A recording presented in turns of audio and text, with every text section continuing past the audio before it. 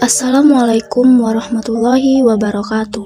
Kami dari kelompok 4 kelas 1A D3 Kebidanan Universitas Bengkulu yang beranggota kelompok Triwulan dari NPM F0G02202 dan Dika Septina dengan NPM F0G02212. Kami akan membahas hasil diskusi kelompok kami mengenai kasus jelang putusan MK Kapolda Metro Status Jakarta Siaga 1. Kasus yang kami bahas ini berhubungan dengan materi yang telah dipelajari sebelumnya, yaitu tentang demokrasi di Indonesia. Liputan6.com Jakarta. Mahkamah Konstitusi atau MK akan mengumumkan keputusan hasil sengketa Pilpres 2014 pada Kamis 21 Agustus 2014. Untuk mengamankan hal tersebut, Polda Metro mendapat bantuan personel dari 9 Polda sebanyak 21 SSK atau sekitar 2.100 personel. Kapolda Metro Irjen Pol Dwi Priyanto mengatakan, dalam pengamanan itu akan menerapkan sistem hingga ring 4. Selain itu, pengamanan juga dilakukan dengan sistem terbuka dan tertutup. Ada BKO dari 9 Polda, mulai besok kita sudah mulai ring 3 dan 4. Kita statusnya siaga 1, kata Dwi di Mapolda Metro Jakarta, Selasa 19 Agustus 2014. Mantan Kapolda Jawa Tengah tersebut menuturkan Polda tetap mengawal jalannya persidangan. Meski begitu, Polda tak ikut campur soal apapun putusan MK nanti. Artinya, tegas Dwi, pihaknya netral dan fokus menjaga keamanan serta ketertiban di wilayah Polda Metro khususnya di gedung MK. Keputusan MK kan tidak tergantung banyaknya orang yang datang, tapi tergantung bukti-bukti, tutur Dwi. Selain MK, sejumlah objek vital juga akan diberikan pengamanan khusus termasuk pada sentra ekonomi dan objek lainnya. Kemudian, Dwi mengungkapkan tak segan mengambil langkah jika ada orang atau oknum yang melakukan tindakan kerusuhan. Tentunya tindakan tersebut tetap berpedoman aturan dan ketentuan hukum yang berlaku. Kita akan mencegah massa yang akan berbuat rusak.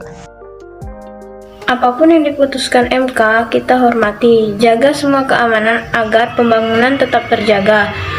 Tutup Dwi.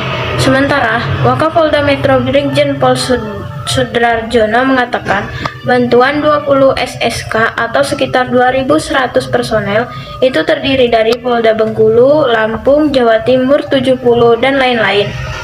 Dia mengatakan mulai hari ini pasukan itu sudah mulai berdatangan.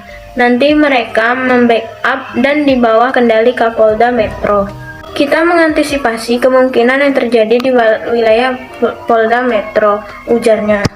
Kabid Humas Polda Metro Kombes Pol Ridwanto juga menjelaskan objek vital yang turut diamankan antara lain bandara udara, terminal, PLTU, kantor-kantor pemerintah, istana negara, Pertamina, dan lainnya. Menurutnya, di gedung MK disiapkan 3.500 personel pada ring 1 hingga 4. Selanjutnya, pengamanan nanti dilakukan seperti saat mengamankan KPU saat mengumumkan hasil rekapitulasi beberapa waktu lalu.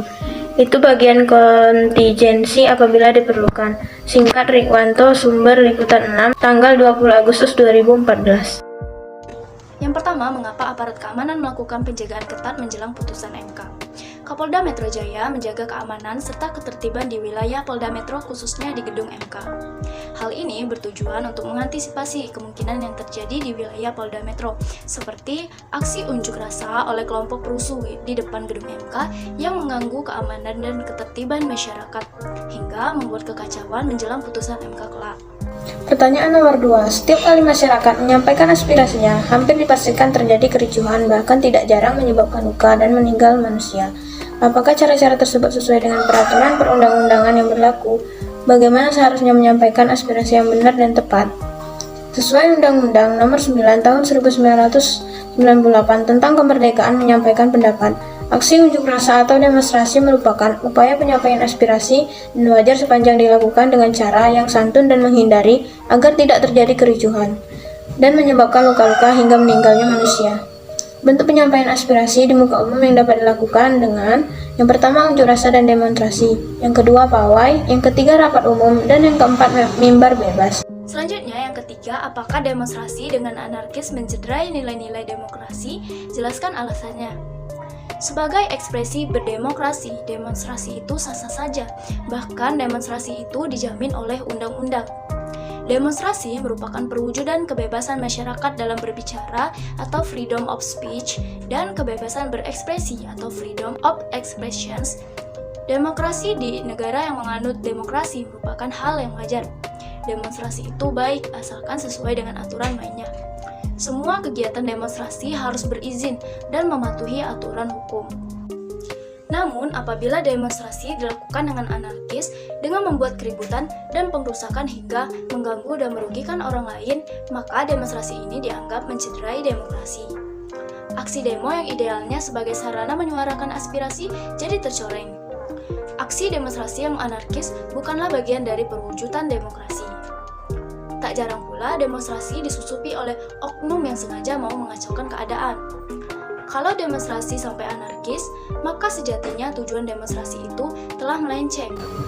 Pertanyaan nomor 4. Bagaimana sikap saudara dalam menyikapi makna kebebasan dalam demokrasi? Sikap seseorang dalam menyikapi makna kebebasan dalam demokrasi dapat bervariasi tergantung pada pandangan dan prinsip yang dipegang oleh individu tersebut. Dengan demikian, sikap yang tepat dalam menyikapi makna kebebasan dalam demokrasi adalah sikap yang menghargai hak asasi manusia, hak asasi orang lain, hak-hak warga negara, pluralisme, dan kebebasan bersuara.